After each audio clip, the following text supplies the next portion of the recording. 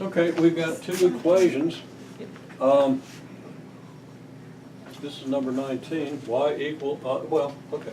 Actually, yeah, this is, Messed up. Yeah, I was about to say something. yeah. There's no why. I looked at it. There's no y.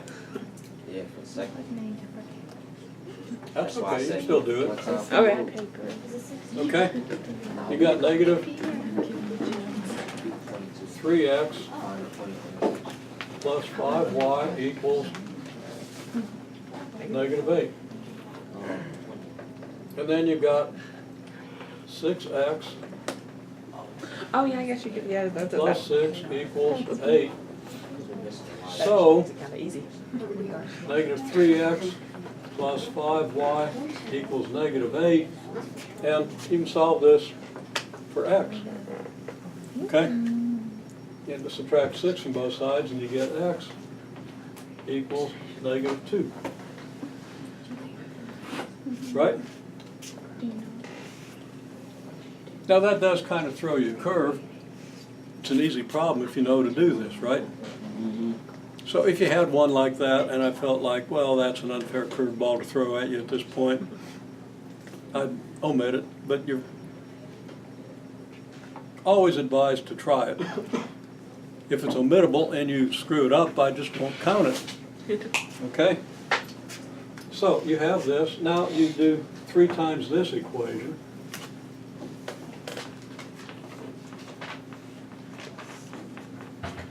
And that gives you 3x equals negative 6, right? Now you can add them, and you get 5y equals negative 14. So y is negative 14 fifths.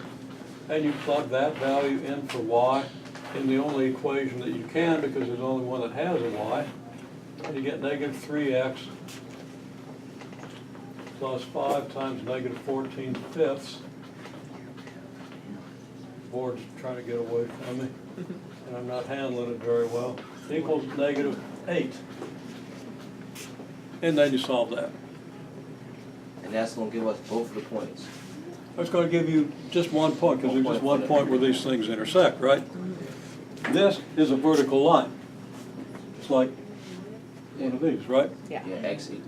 And this has a slope. Your slope's going to be what, 3/5, right? Solve for y. So it's going to have a slope like this, so it's got to hit that line someplace. So this set of equations tells us where. Okay? Now I'd finish this, except the board is, unstable there, and you wouldn't be able to read it, and that would frustrate me, and I'd make a mistake or So something. why couldn't we just plug in the negative 2 You could. equation and find y? Okay, well, there's a question. Why can't you just plug in the negative 2? Yeah, you've already got a solution for x, but I wanted to show you the general Okay. method, because in general you won't have that, right? Yeah.